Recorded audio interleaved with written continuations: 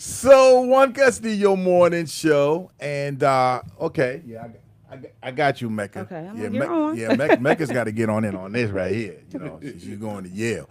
So of course we got Wanda Mecca. We've got Mad Dog and super producer Big Earn here in the building on a Hump Day Wednesday, 7:45 a.m.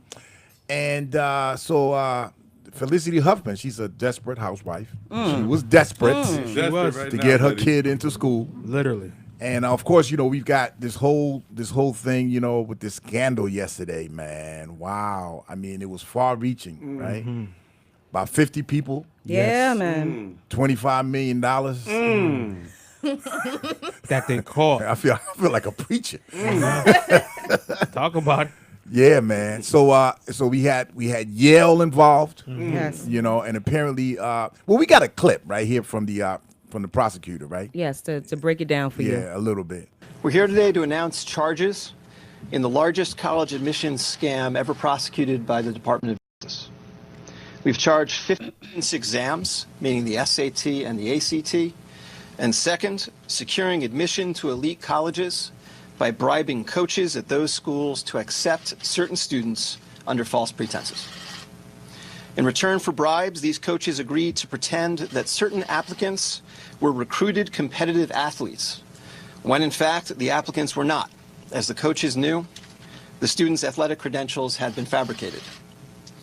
That was Andrew Liling, U.S. Attorney, District of Massachusetts. They even used Photoshop where they put the kids' They face. went so hard. Yeah, like they were playing soccer and stuff. Photoshop is the bomb, Creating right? these false profiles. Yeah, man.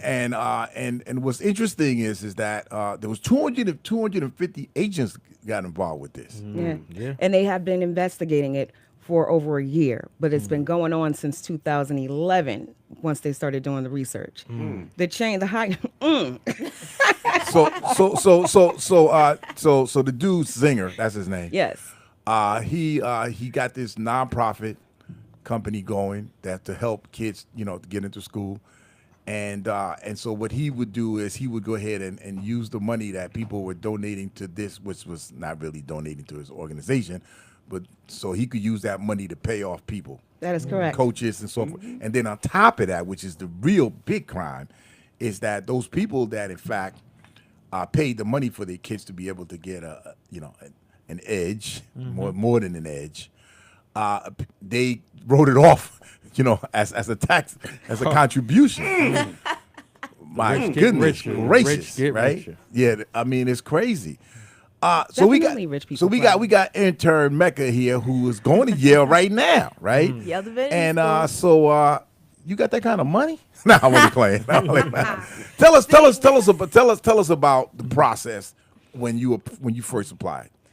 The process of getting into any school is going to be anxious, and you're going to doubt yourself. But the process of getting into Yale, in my experience, was even more. Like all of those feelings, and there's so much.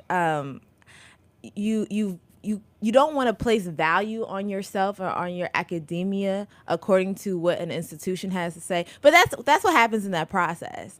You have to get 3 recommendations. You have to write a personal statement as to why you feel like you would be a good applicant. You have to, of course, write. I go to graduate school, so depending on your concentration, what do you already know? What can you bring? They want to know what you can contribute to the school. They already know what we can do for you, but what can you do for us? So those are just a couple things outside of like getting your official transcript together and sending that off. And if you're talking about undergrad, then you do have the SAT scores that you have to submit, or the ACT scores, or sometimes both, depending on what schools that you go to.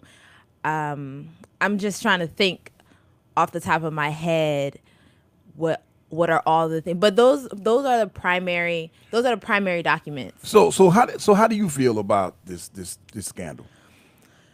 I just hope, like you said, it doesn't take away from the people that really worked hard to get into these schools. I mean, I know a young man, a black man that goes to Stanford. He went to Yale undergrad, and now he's going to Yale Law School. He's 24 years old, and he, worked hard for his Yale degree, and now he's in law school. Also, I hope that, it doesn't surprise me that people are cheating to get into some of these schools like Stanford, like USC, like Yale. That doesn't surprise me. But however this case gets solved, I just don't want it to fall back on those. I don't want it to lessen our degrees or make our contributions to the school less valuable because now there's a few people who cheated to get there. Well, I think that the positive thing about this thing, if there's any positive, is that there's going to have to be changes.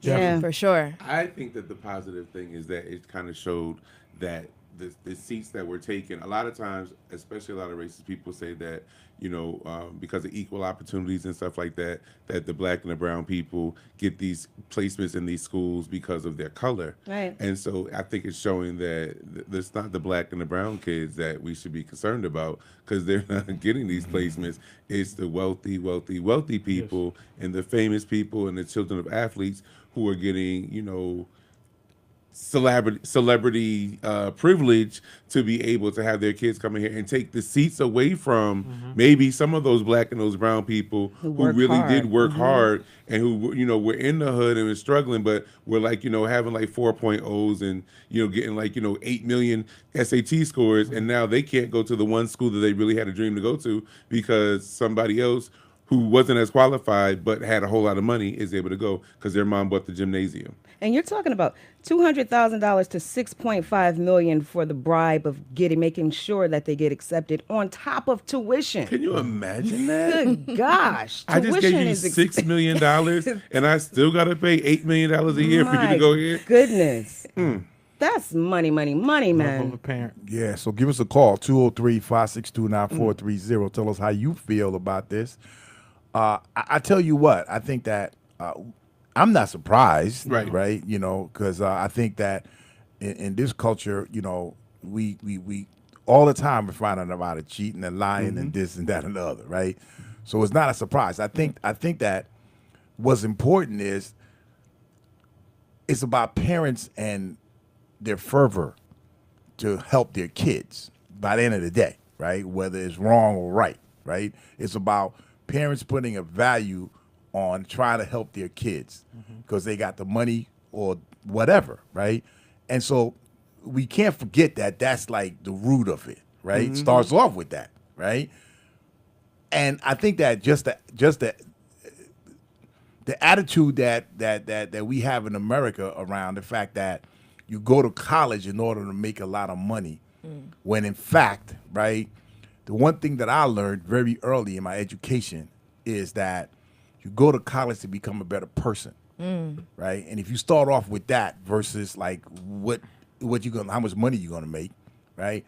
Because the information that you gain while you're in college, the information that you gain by reading and becoming an avid reader for life, and being able to break down the types of papers that you got to write from two perspectives and becoming a critical thinker. That puts you in a position to be a better human being.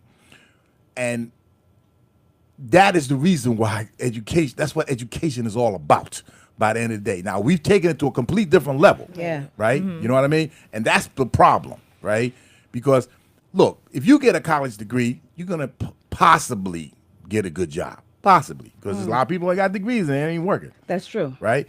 But by the end of the day, if you work with your kids around being able to really instill on them the fact that what this is all about is about you becoming a better human being, then you come from a different perspective. Yeah, Now, I'm sorry. Yeah. I think the Ivy League part is about status. Yes. It's about wealth. It's about sending your child to an institution or an institute where they can surround themselves with wealthy individuals so that when they leave, speaking from a mom's point of view. You already found your husband who's going to be wealthy because that family is going to be wealthy. I think it's not so much about education, obviously, because you had to pay to get your child into this school. It's status and wealth. That's just my opinion. Also, yeah, in addition to, listen, give us a call, 203-562-9430. Let's continue the conversation. Okay. You can put them back on. There's a call. Okay, no. No? No, we can't because of the fact that we got